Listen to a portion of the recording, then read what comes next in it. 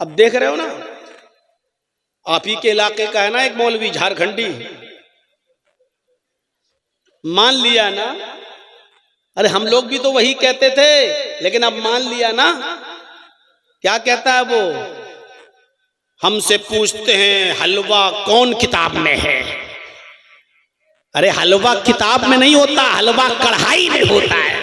अरे अल्लाह के बंदे, यही तो हम पूरी जिंदगी कहते आए हैं कि तुम्हारे पास किताब और सुन्नत की कोई दलील नहीं है हलवे की। वो खुद कहता है तुम ढूंढते रहो किताब में, हम खाते रहेंगे कढ़ाई। वो कोई मौलवी तो है नहीं, अरबी मदरसे का एक क्लास भी नहीं पढ़ा हुआ है। वो तो कपिल शर्मा समझ लो, या पाकिस्तान का उसको वो उमर शरीफ समझ लो, बस इससे ज्यादा उसकी कोई हैसियत नहीं। उसको इसीलिए बुलाते भी हैं। पटाखे के बारे में क्या बोलता है आप तो जानते ही है कि अगर शादी में पटाखा बजाना सुन्नत होता तो हम पटाखा थोड़ी, हम तो बम लेके जाते, बम समझी के घर में छोड़ देते, डायरेक्ट जन्नत। अब इससे बड़ा मजाक और क्या हो सकता है? तो मेरे भाइयों, अब लोग मानने लगे हैं कि हम जो हलवा खाते हैं उसकी किताबों सुन्नत में कोई दलील नहीं है, वो कढ़ाई है। तो ये तो हम पहले ही कहते हैं कि तुम्हारे सारे त्योहार खाने पीने के हैं। मुहर्रम पे खिचड़ा, रबीउल अव्वल में बिरयानी, 11वीं में बड़े पीर साहब के नाम पर बिरयानी की डेग, रजब में कूंडे, शाबान में हलवा, रमजान में तो पूछो मत। जिंदगी भर सब खाओ, और जब तक जिंदा रहो पीर बन के मुरीद से खाओ, और जब मुरीद के यहां कोई मर जाए तो मरने वाले के नाम पे भी खाओ। वो मर गया, हाँ, अब उसकी आत्मा को शांति नहीं मिलेगी। तीजा कर, 10वां कर, 20वां कर, 40वां कर, और बेगैरत 40वां भी खाने के बाद कहता बरसी कर, हर साल खिला मरने वाले के नाम पे।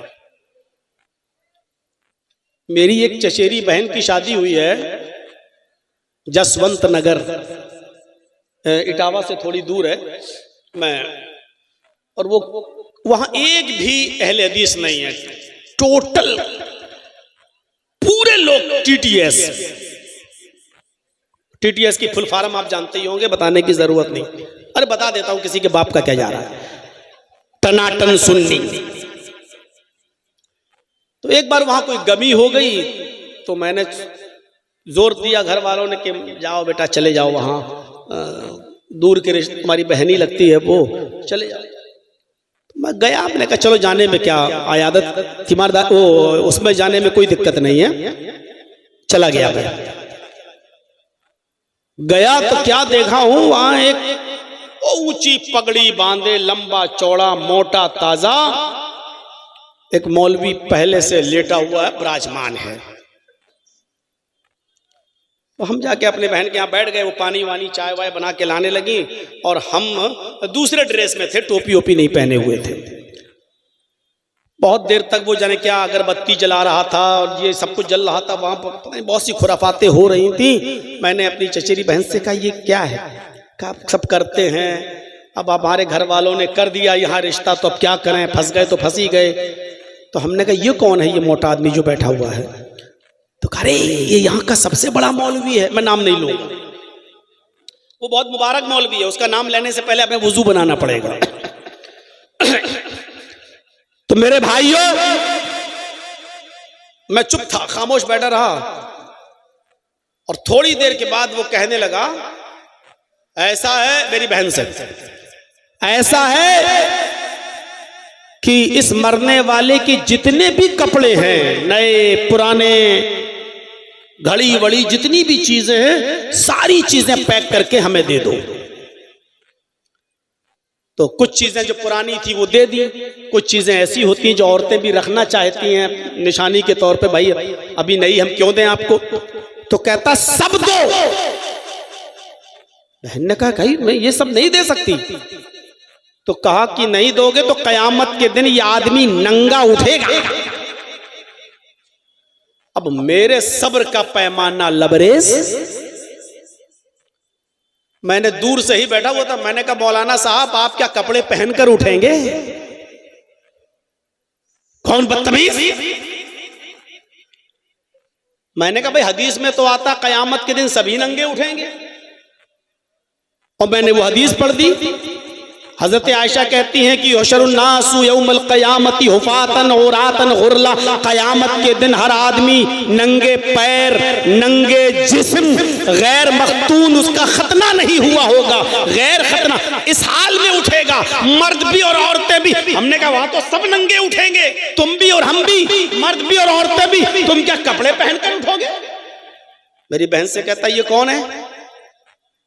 मेरी बहन ने कहा रे मौलाना साहब ये हमारे भाई हैं, रिश्ते में भाई लगते हैं, और मौलाना जर्जीस हैं। अब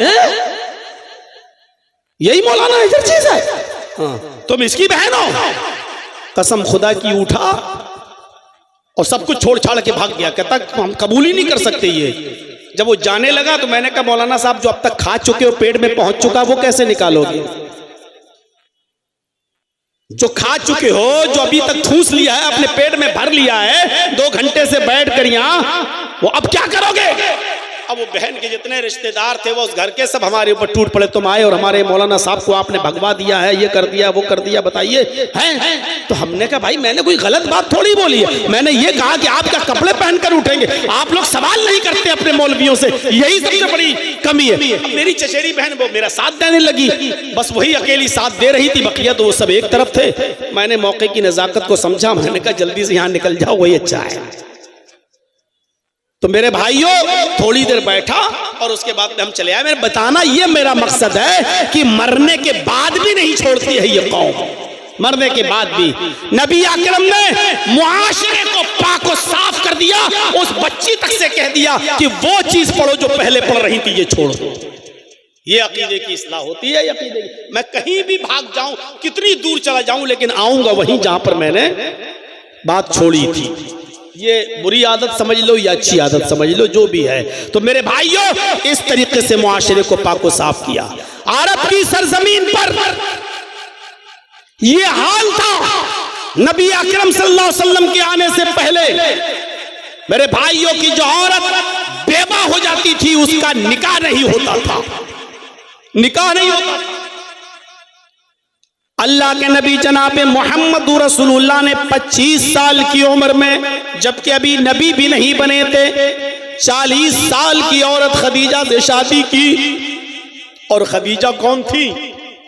बेवा। उनके 2 शौहर इंतकाल कर चुके थे।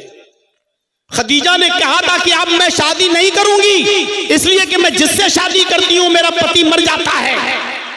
लेकिन अल्लाह के रसूल की अमानतदारी देखकर 25 साल की उम्र में जब खदीजा रजी अल्लाह ताला अन्हा का आप माल लेकर मुल्क के शाम में बेचने जाते थे और प्रॉफिट बहुत होती थी, अल्लाह के नबी सल्लल्लाहु अलैहि वसल्लम सारी प्रॉफिट जितना कमाया बिजनेस में वो सब खदीजा को दे देते थे, और खदीजा उसमें परसेंटेज के हिसाब से अल्लाह के रसूल को उजरत और मजदूरी देती थी। ये अमानतदारी, ये ईमानदारी देखी तो हजरत खदीजा रह नहीं पाई और उन्होंने अपनी लौंडी के जरिए मोहम्मद रसूलुल्लाह तक खबर पहुंचाई कि खदीजा आपसे शादी करना चाहती हैं, क्या आप निकाह करेंगे?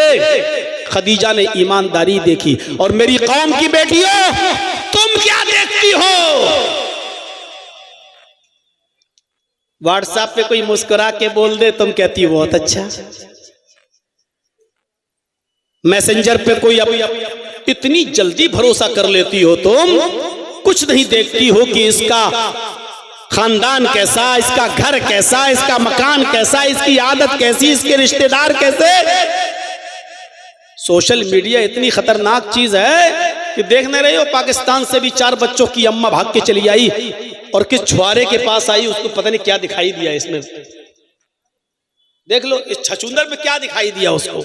ये सोशल मीडिया का कमाल है, सोशल मीडिया का कमाल। तो हजरत खदीजा ने क्या देखा? ईमानदारी। 25 साल की उम्र में 40 साल की खदीजा से आपने निकाह किया, और फिर जब आपकी बीबी खदीजा का इंतकाल हो गया तो उसके बाद में आपने जितनी भी शादियां की आप ताज्जुब करेंगे, वो शादियां आपने जो की या तो बेवा से या तलाकशुदा औरत से। आपकी सिर्फ एक बीवी कुंवारी थी बस, जिसका नाम था आयशा। आयशा के अलावा जितनी भी बीवियां थी, हफ्सा जो उमर की बेटी थी, उनका शौहर खुनैस जंगे बदर में जख्मी हो गए थे और बाद में जख्मों की ताप न ला सके, इंतकाल कर गए। तो आपने खुनैस की बीवी उमर की बेटी हफ्सा से निकाह किया, वो बेवा थी। आपने सफिया से निकाह किया, वो भी मेरे भाइयों एक जंग में गिरफ्तार करके लाई गई, कैदी बनकर लाई गई, हिस्से में नबी की आई, लौंडी बनी, आपने आजाद कर दिया। फिर उसके बाद में आपने उनको अपने निकाह में ले लिया। हजरत सफिया से आपने निकाह किया। खदीजा के अलावा मैमूना, वो भी आपकी बीवी जो थी वो बेवा। ये आपने जितने भी निकाह किए या तो बेवा से या मुतल्लका, जिनसे तलाक हो चुकी थी, इनकी तलाक हो चुकी थी। तो आपने ये रस्म भी खत्म की कि लोगों, जो औरत का शौहर मर जाए वो औरत मनहूस नहीं होती है। इसका मतलब ये नहीं होता कि अब जो भी इससे शादी करेगा वो आदमी मर जाएगा या ये उसको डस लेगी। आपने इस बुरी रस्म को खत्म करने के लिए खुद आपने हजरत खदीजा से पहले निकाह किया, फिर आपने सफिया से किया, हफ्सा से किया, मैमूना से किया, आपने ये निकाह भी किए। एक और रस्म थी अरब के अंदर। वो रस्म क्या थी? मुंह बोले बेटे की बीवी को अपनी बहू समझना। जैसे हमने किसी को अपना बेटा बना लिया, है नहीं मेरा बेटा, लेकिन अपना बेटा उसको हमने बेटा मान लिया, चलो ये मेरा बेटा है, हम उसको खिलाए, हम उसको पिलाए, हम उसको अपने पास रखे हुए हैं। अब उसकी शादी भी हमने कराई, अब उसकी बीवी को हम अपनी बहू समझ रहे हैं।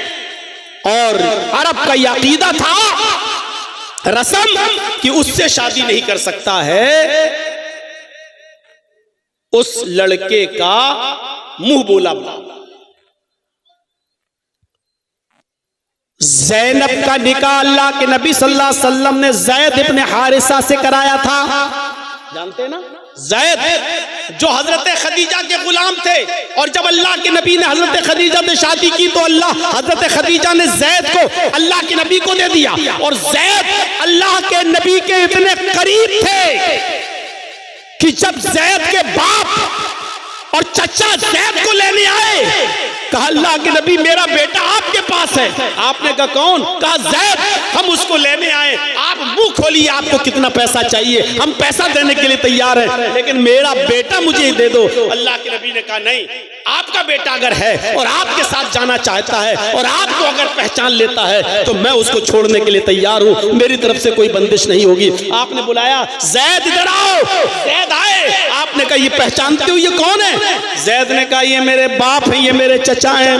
अल्लाह के नबी ने कहा तुम पहचानते हो? कहाँ? ये तुम्हारे बाप हैं? हाँ। ये तुम्हारे चचा है? कहाँ? आपने कहा ज़ैद ये दोनों तुम्हें लेने आए और मैं तुम्हें छोड़ने के लिए तैयार हूं। ये बेचारे पूरी तुम गिरफ्तार कर लिए गए या कैद कर दिए गए या पकड़े गए या अगवा कर लिए गए, और कई सालों से तुम्हारे माँ बाप परेशान थे, आज तुम्हें लेने आए हैं, मैं तुम्हें इनके हवाले कर रहा हूं, तुम जा सकते हो, तुम अपने माँ बाप के पास, अपने चचा, अपने रिश्तेदारों में जा सकते हो। ज़ैद रोने लगे। अल्लाह के नबी ने कहा क्यों रो रहे हो? कहा अल्लाह के नबी मैं आपको छोड़कर नहीं जाऊंगा। तब बाप ने कहा बेटा तू गुलाम बनकर रहेगा, मैं तुझे आजाद कराने आया, मैं लेने आया, और तू कह रहा है कि मैं मोहम्मद के पास रहूंगा। तू आजादी पर गुलामी को तरजीह देता है। उसने अपने बाप से कहा मेरे अब्बू मोहम्मद के पास मैं गुलाम बनकर नहीं, घर का मालिक बनकर रहता हूँ, जो चाहता हूँ खाता हूँ, जो मर्जी आती है काम करता हूँ, जो मर्जी आती है नहीं करता हूँ, जहाँ जाना चाहता हूँ जाता हूँ। मोहम्मद रसूलुल्लाह मुझे अपने बेटे की तरह रखते हैं, अपने गुलाम की तरह नहीं। जब बेटे ने जाने से इनकार कर दिया ज़ैद ने, तब बाप खुशी खुशी चले गए। अगर हमारे घर से भी ज्यादा प्यार तुझे इस घर में मिल रहा है तो बेटे हम तुझे नहीं ले जा सकते, रहो तुम यहाँ। हंसते हुए गए, आए थे रोते हुए, हंसते हुए गए कि मेरा बेटा यहाँ खुश है। अल्लाह के नबी ने जब ये देखा कि ज़ैद अपने माँ बाप के साथ नहीं गया मेरी मोहब्बत देखकर, तो ज़ैद का हाथ पकड़ा और खाने काबा में ले गए और खाने काबा में ले जाकर लोगों में ऐलान किया, लोगों सुन लो, ये ज़ैद आज के बाद मेरा बेटा है, मोहम्मद की वरासत में इसका भी हक है। यानी मेरी जब वरासत तकसीम होगी तो इसमें मेरे बेटे को भी हिस्सा मिलेगा।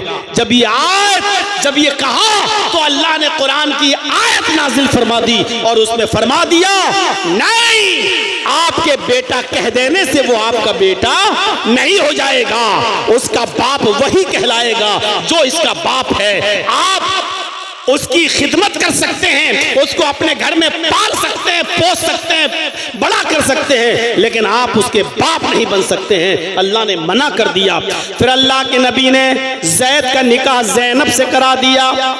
ज़ैनब में और ज़ैद में ज्यादा दिन तक निभ न पाई, दोनों में खटास हो गई और हजरत ज़ैनब ने तलाक ले ली ज़ैद से। हजरत ज़ैनब ने ज़ैद से तलाक ले ली।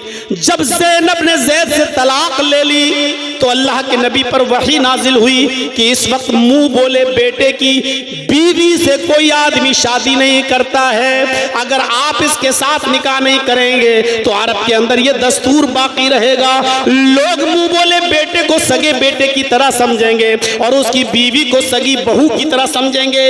इस रस्म को तोड़ो। अल्लाह के रसूल ने अल्लाह का हुक्म मानते हुए ज़ैद के तलाक देने के बाद ज़ैद की बीवी ज़ैनब से निकाह कर लिया और ज़ैनब को अपने निकाह में ले लिया। आपने ऐसा करके इस रस्म को तोड़ा कि मुंह बोले बेटे की बीवी को अगर मुंह बोला बेटा तलाक दे दे तो उसका बाप उस लड़की से, उस औरत से शादी करना चाहे तो कर सकता है, इसमें कोई बुराई नहीं है, क्योंकि वो उसका सगा बेटा नहीं है। अरब के अंदर ये दस्तूर था, आपने इस रस्म को भी खत्म किया। कितना अंधेरा था, कितनी बुराइयां थी अरब की सरजमीन पर मेरे भाइयों, आप अंदाजा लगा सकते हैं। इन सब को आपने खत्म किया। शौहर और बीवी के दरमियान मैंने जो बताया वही हाल, रखना चाहता रखता, जब चाहता तब तलाक दे देता।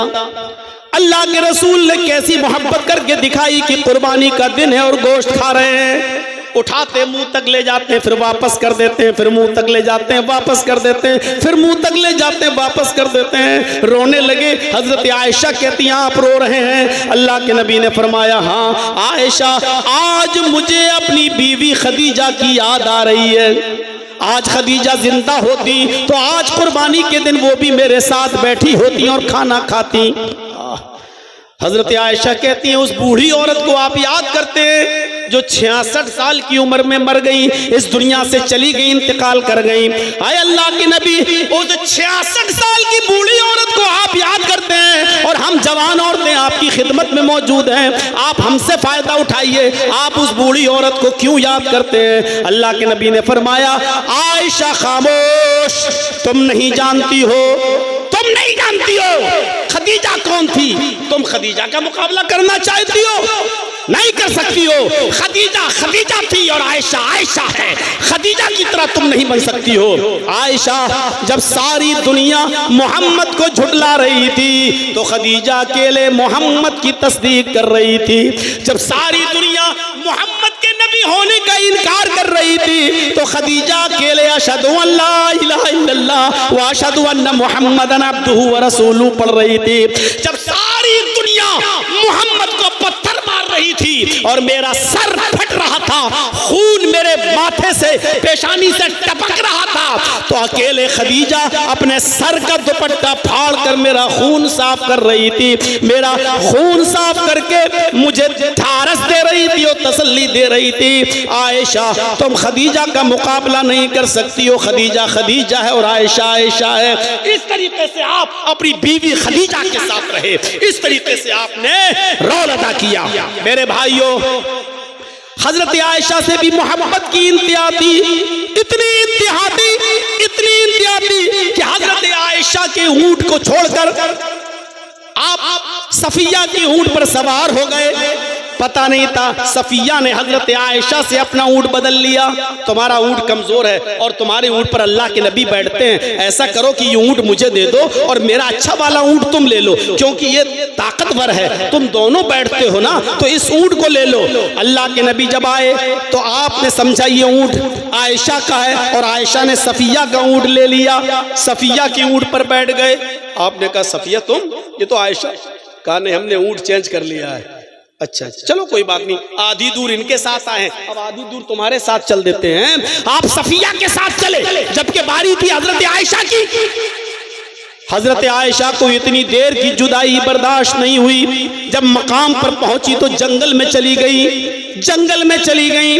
बुखारी की रिवायत, जंगल में जाने के बाद एक सुनसान खेत में, एक हरे भरे खेत में घास में उन्होंने अपना पैर डाल दिया और पैर दाखिल करने के बाद कहा अल्लाहुम्मा सल्लिद अलैया क़रबन औ हय्यतन, आय अल्लाह आसमान से कोई, आय अल्लाह इस खेत में, इस झाड़ी में कोई सांप भेज दे या कोई बिच्छू पैदा कर दे, तल्दिगुनी, जो मुझे डस ले, जो मुझे काट ले और उसके जहर से मैं मर जाऊं। हुआ रसूलु कला अक़ूलु लहू शैया, वो तेरे नबी है, मैं उनकी शान में कुछ नहीं कह सकती। यानी मेरे ऊंट के बजाय सफिया के ऊंट पर बैठ गए, मेरी बारी की है और फिर भी आप दूसरी बीवी के ऊंट पर बैठ गए, मैं ये जुदाई बर्दाश्त नहीं कर सकती। इतनी मोहब्बत थी हजरत आयशा सिद्दीक़ा को अल्लाह के रसूल से, ये मोहब्बत करना सिखलाया था अल्लाह के रसूल ने, ऐसा प्यार करना सिखलाया था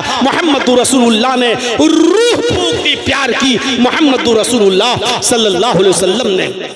गौर करो, जब सारी दुनिया सूरज को देखती थी और सूरज को सूरज कह रही थी, सूरज को सूरज कह रही थी, तो हजरत आयशा से पूछा गया तो हजरत आयशा कहती मेरा सूरज तो मोहम्मद रसूलुल्लाह है, मेरा सूरज तो मोहम्मद रसूलुल्लाह है। फिर वो शेर भी पढ़ा करती थी और कहा करती थी ली शम्सुन वलिलाफाक़ शम्सुन, ली शम्सुन वलिलाफाक़ शम्सुन, शम्सी खैरुम मिन शम्सिस समाई, फ़इन्न शम्स तत्लू बाद फज्रिन, शम्सी तालिउन बादल इशा। हजरत आयशा ये शेर पढ़ा करती थी, एक आसमान का सूरज है, एक मेरा सूरज है, ली शम्सुन, एक मेरे पास भी सूरज है, एक आफाक आसमान का भी सूरज है, ली शम्सुन वलिलाफाक़ शम्सुन, शम्सी खैरुम मिन शम्सिस समा, मेरा सूरज आसमान के सूरज से ज्यादा अच्छा है, मेरा सूरज आसमान के सूरज से ज्यादा बेहतर है। फिर कहती थी शम्सुन्नासी तत्लू बाद फजरिन, लोगों तुम्हारा सूरज तो फजर के बाद पूरब से निकलता है, तुम्हारा सूरज फजर के बाद पूरब से निकलता है, शम्सी तत्लू बादल इशा, लेकिन मेरा सूरज इशा के बाद मेरे बिस्तर पे आता है, मेरा सूरज इशा के बाद मेरे बिस्तर पे आता है। यानी मोहम्मद रसूलुल्लाह को सूरज बताया है हजरत आयशा ने, ऐसी मिसाली मोहब्बत पैदा कर दी मेरे भाइयों। ये कितने रस्म रवाज को खत्म किया मोहम्मद रसूलुल्लाह सल्लल्लाहु अलैहि वसल्लम ने। एक शख्स को देखा, वो नमाज पढ़ रहा, आया वुजू बनाया, नमाज पढ़ी, आपने उसको बुलाया इधर आओ, इरजी, दोबारा जाओ, वुजू बनाओ, फसल्ली इन्नका लम तुसल्ली, अभी तुमने नमाज नहीं पढ़ी। वो दोबारा गया, वुजू बना के आया, फिर नमाज पढ़ी, आपने कहा इरजी, फिर लौटो, वुजू बनाओ, दोबारा आओ, दोबारा नमाज पढ़ो, फइन्नका लम तुसल्ली, तुमने नमाज नहीं पढ़ी। गौर करो, उसने 3-4 मरतबा वुजू बनाया, 3-4 मरतबा उसने नमाज पढ़ी, कहने लगा अल्लाह के रसूल इससे अच्छी नमाज मैं नहीं पढ़ सकता। फिर आपने उसको नमाज पढ़ना सिखलाया, सही तरीका बताया, कैसे रुकू किया जाए, कैसे सजदा किया जाए, कैसे वुजू किया जाए, ये सब तरीका बताया। इसलिए कि तौहीद के बाद, शिर्क से बगावत के बाद, शिर्क से इनकार के बाद सबसे बड़ा फरीजा जो है वो नमाज का है, और नमाज इंसान सही न पढ़े तो सारी इबादतें बेकार है। इसलिए आपने उसकी इस्लाह की और उसको नमाज पढ़ना सिखलाया। इस्लाह। एक नौजवान आया, कहा अल्लाह के नबी इजाजत दीजिए, मैं जिना करना चाहता हूं। जिना? किस चीज की इजाजत? जिना की। सबसे बुरा काम। और किससे इजाजत मांग रहा है? दुनिया के सबसे अच्छे इंसान से, अल्लाह के रसूल से। अल्लाह के नबी मुझे जिना की इजाजत दीजिए। साहबा उसको डांट रहे, हट हट कमीना, क्या चुप क्या बोल रहा, चुप।